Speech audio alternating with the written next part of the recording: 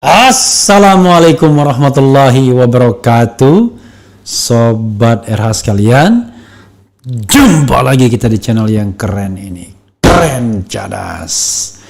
Ini ada berita yang sepertinya kurang baik nih bagi pendukung Anies Baswedan. Karena ternyata PKS buka peluang gabung poros KIB di pemilu 2024. Nah, cuman kita lihat ya dari sisi chemistry sesungguhnya. Jadi sebenarnya sobat daerah sekalian, kita tahu bahwa ini sebagaimana dilansir atau diberitakan oleh CNN Indonesia ya. Karena kita tahu, kita mempersepsikan bahwa yang namanya KIB itu untuk mendorong Ganjar Pranowo sebagai calon presiden seandainya dilepeh PDIP, kan kira-kira begitu ya. Kalau dia dilepeh PDIP, maka ada kendaraan lain yang bernama KIB. Hensat mengatakan nggak mungkin, Henry Satrio, Ganjar akan meninggalkan PDIP kecuali dilindungi oleh kekuatan besar, kata dia. Tapi tetap saja sobat era sekalian, 1, 2, 3, nggak ada masalah suara saya ya. Oke. Kenapa? Yang jadi masalah, oke, sobat era sekalian, ada hal yang harus kita pahami ya, yaitu soal KIB ini sebenarnya kebutuhan siapa, kepentingan siapa. Ada berbagai versi sebenarnya. Ada versi yang mengatakan KIB ini sesungguhnya adalah kepentingannya Erlangga Hartarto. Awalnya Erlangga ingin didepak dari kabinet. Tapi isu ya, isu adalah isu. Nggak bisa kita itu bilang benar dan salah. Jadi anggap saja ini bagian dari analisis. Karena dia ingin didepak oleh ada rencana, ada bau, ada isu mau didepak dari kabinet atas permintaan kekuatan politik tertentu ya, maka dia akhirnya membuat koalisi KIB ini agar bargaining position dia kuat di mata Presiden Jokowi. Dan paling tidak for the time being kita melihat Erlangga Hartarto tidak jadi didepak. Hal yang sama juga pastilah terkait dengan Soeharto Mono Arfa. Dia ingin punya bargaining position yang kuat di depan Jokowi dengan menghadirkan atau katakanlah menawarkan masa depan bagi jagoan Jokowi. Sementara PAN membutuhkan untuk penetrasi lebih lanjut bahwa mereka adalah orang yang loyal kepada pemerintahan Presiden Jokowi dan akhirnya kan diberikan jabatan menteri. Jadi skenario umumnya adalah ini adalah bargaining position orang-orang yang berada di dalamnya terhadap kekuasaan hari ini. Terutama bargaining sang ketua umumnya yang ya digoyang-goyang juga oleh masanya atau oleh pengurus lainnya. Itu satu hal ya sobat era sekalian. Oke. Karena itu tidak heran persepsi orang, wah ini KIB ini untuk putra mahkota Presiden Jokowi. Tapi ada juga isu yang mengatakan bisa juga dia untuk yang lain, malah untuk Anies Baswedan. Who knows? Kita tidak tahu ya, namanya politik kesana kemari. Tapi kalau kita lihat dari sisi ideologi, maka sesungguhnya KIB ini kan ideologinya adalah Islam modernis.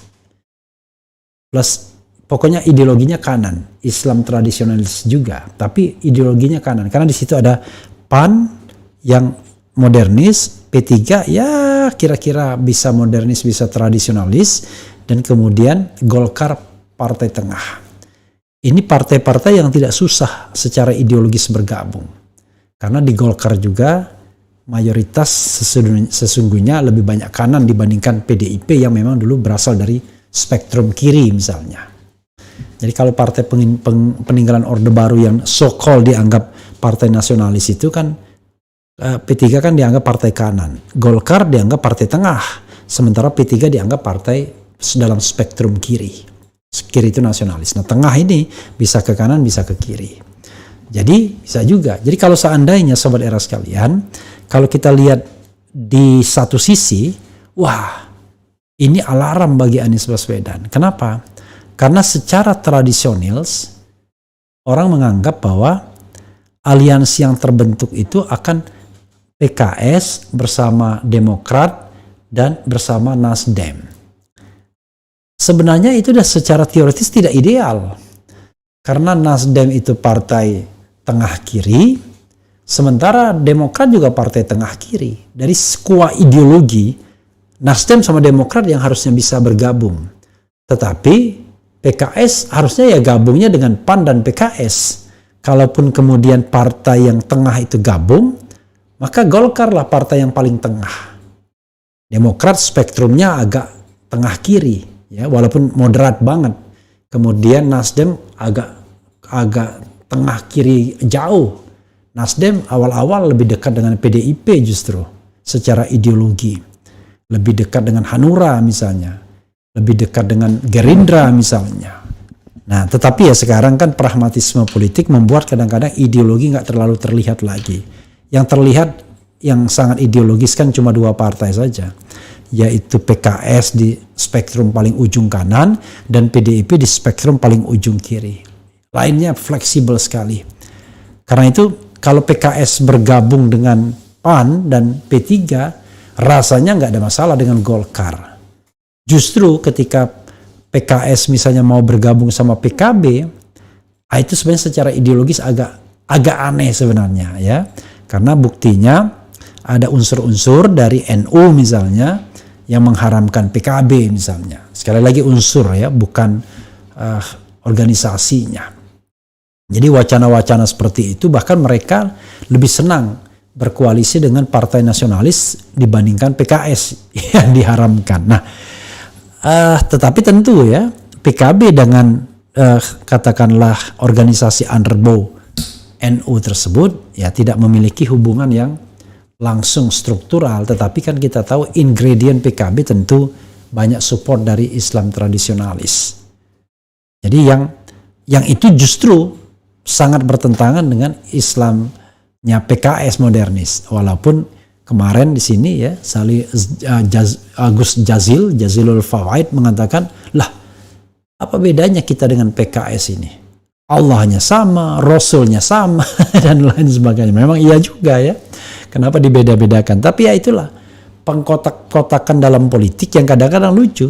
Satu arus Islam itu tidak akur. Jadi PKB dulu misalnya lebih akur dengan PDIP dibandingkan dengan PKS yang agak tidak akur, sedikit susah. Padahal mereka pernah juga bersatu di dalam poros tengah misalnya, atau poros kanan orang menyebutnya. Saudara sekalian, politik itu masih dinamis ya. Coba kita sedikit bacakan apa yang ingin disampaikan oleh Abu Bakar Al-Habsyi ini ya. Partai Keadilan Sejahtera PKS terbuka menjalin kerjasama atau koalisi dengan Koalisi Indonesia Bersatu yang dibentuk oleh Golkar, PAN, dan P3. Sekjen DPP PKS Abu Bakar Al-Habsyi mengatakan dinamika politik masih sangat cair hingga saat ini partainya tidak menutup koalisi ya. Kalau PKS siap dengan semuanya, nggak ada masalah. KIB kita siap, dengan siapa, dengan semut merah ya kita bangun yang jadi semut, apalagi kita siap. Jadi situasi nanti dinamika politik harus Anda ikuti. Kalau Anda main politik, main nggak bisa, kata Abu kepada wartawan.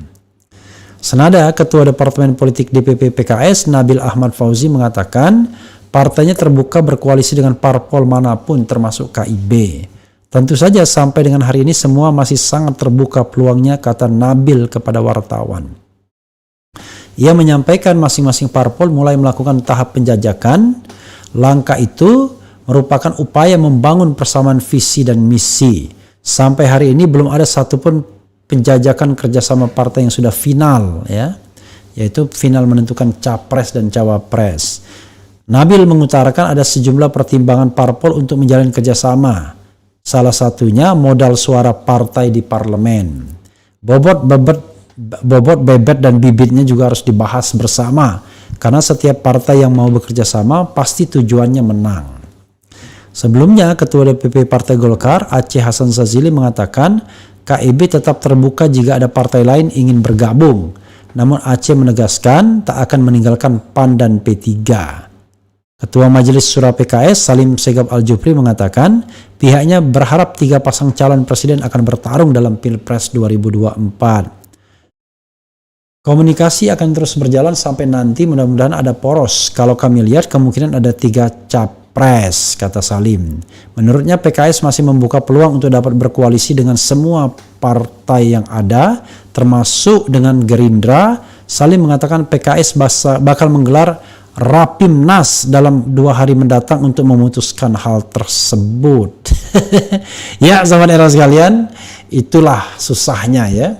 Kalau kemudian presidensial threshold dipertahankan, semuanya serba cair. Jadi kalau kita ikuti perbincangan politik sampai hari ini ya, semuanya terkesan omong kosong karena semuanya nggak jelas. Jadi Nasdem yang sudah menggandeng Ganjar nggak jelas ya, apakah betul dia menggandeng Ganjar.